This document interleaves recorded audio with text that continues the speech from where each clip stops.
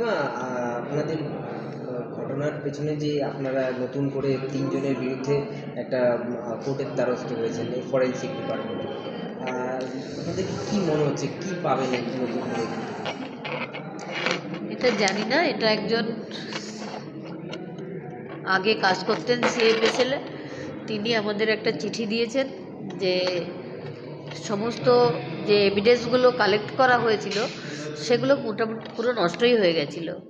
এই যে বারবার সিবিআই বলছে ডিএনএ কন্টামিনেটেড মানে সেখানে ইনভালি পাথর কিছু নেই, সেখানে মানুষেরই ডিএনএ আছে এবং একজন মহিলাও ডিএনএ ওখানে উপস্থিতি আছে, এটা সিবিআই স্বীকার করেছে। কিন্তু সেই মহিলা যে কে সেটা এখনও সিবিআই তদন্ত করে উঠতে পারেনি। এফএসএল যে চিঠি পাঠানো হয়েছে এতে কি উল্লেখ হয়েছে? এখানে বলা হয়েছে যে রিপোর্টগুলো কালেক্ট করা হয়েছিল, এভিডেন্সগুলো সব 4 দিন ওখানেই পড়েছিল, কোনো প্রিজার্ভ করা হয়নি। তারপরে যারা সেই ইয়েগুলো কালেক্ট করবে তারা কোনো গ্লাভস পরেনি, মানে এগুলো অগণিত কোশ্চেন। কেন তারা কি নিয়ম জানতো না? নিয়ম জেনেও অনিয়ম করেছে যাতে ডিএনএ কন্টামিনেট কোনো প্রমাণ যাতে না থাকে। লাস্ট ডেড বডি যখন আমরা সেকেন্ড পোস্টমর্টম চাইলাম, আমরা টালা থানায় বসেছিলাম, আমাদের এখানকার নির্মল ঘোষ, সোমনাথ দে, সঞ্জীব মুখার্জি, তারা জোর করে গ্রিন করিডর করে নিয়ে আমার বাড়িতে বেওয়ারিশ লাশের মতো আমার মেয়েকে ফেলে রেখেছিল। যেন তেন প্রকারণে পুড়িয়ে দেওয়াই ওদের মূল উদ্দেশ্য। পুড়িয়ে দিতে পারলে তার বাবু এফএসএল এর 3 জনের বিরুদ্ধে আপনাদের অভিযোগ, কি অভিযোগ আর কি বৃত্তান্ত? অভিযোগ বলতে আমরা মে মাসে একটা চিঠি পাই। চিঠি পেয়ে যখন যে আইও ছিল তখন সীমা পাহুজাকে চিঠিটা সঙ্গে সঙ্গে পাঠাই, কিন্তু কোনো রকম তার প্রতিক্রিয়া না দেখতে পেয়ে যিনি আমাদের এই ইনফরমেশান দিয়েছেন তিনি পুনরায় স্পিড পোস্টে আমাদের কাছে আরেকটা চিঠি পাঠান। 7-8 দিনের মধ্যেই চিঠিটা চলে আসে এবং সেখানে পশ্চিমবঙ্গের প্রাক্তন মুখ্যমন্ত্রী এবং তৃণমূল কংগ্রেসের নির্দেশে যে এই সিএফএসএল মানে বেলেঘাটা সিএফএসএল তারা যে তথ্য প্রমাণ লোপাট করার জন্যে স্যাম্পেল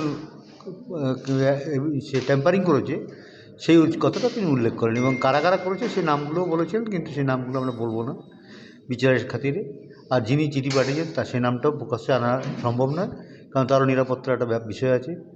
তবে এই প্রসঙ্গে একটা কথা বলে রাখি, কিছু কিছু আমাদের শুভধ্যায়ীরা আমরা আজকে ব্যাপারটা নিয়ে পুট আপ দেওয়ার আগেই সোশ্যাল মিডিয়ায়, মানে আমাদের খুব কাছের লোক সোশ্যাল মিডিয়ায় সেটাকে পোস্ট করেছে। সেগুলো আমাদের সত্যি দুঃখের বিষয়। যারা আমাদের কাছের লোক এবং বিভিন্ন মিডিয়ায় তারা অভয় আন্দোলন করছেন এবং পরিবারের কাছের লোক বলে দাবি করে এই বিচার পেতে যারা আমাদের মানে বলতে গেলে ডিস্টার্বই করছে, তাদের আমি রিকোয়েস্ট করব তারা যেন এরকম না করেন।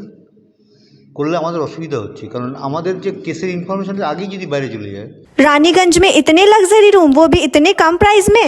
मैं बात कर रही हूँ रानीगंज के एनएसडी रोड में लोकेटेड होटल अतिथि इन के बारे में। यहाँ पे आपको फैमिली, फ्रेंड्स और कॉर्पोरेट के लिए रूम्स मिल जाएंगे, वो भी सिर्फ 1500 स्टार्टिंग प्राइस में। यहाँ पे आपको super deluxe room, Dulux room, regular room के साथ साथ प्योर वेज रेस्टोरेंट, जहाँ से आप अपने रूम तक टेस्टी फूड ऑर्डर्स कर सकते हैं। ये होटल हाइजीनिक और क्लीन होने के साथ साथ 27 हेल्पिंग फैसिलिटी भी देती है। High speed wifi, TV with fully AC interior, 24/7 room service, good ambience, clean cupboards, separate geyser facilities, clean washrooms, smoking area. अगर आपका भी प्लान है रानीगंज में स्टे करने के लिए तो आपके लिए ये एक अच्छा ऑप्शन हो सकता है। आप यहाँ पर रूम ऑनलाइन प्लेटफॉर्म मेक माई ट्रिप से भी बुक कर सकते हैं। अगर आप मेरी वीडियो दिखाते हैं तो आपको मिलेगा एक्स्ट्रा 20% ऑफ। अतिथि इन होटल आपको रानीगंज स्टेशन से 5 मिनट वॉकिंग डिस्टेंस पे मिल जाएगा। और इन्फॉर्मेशन के लिए आप इन्हें कॉल भी कर सकते हैं। Thank you for watching.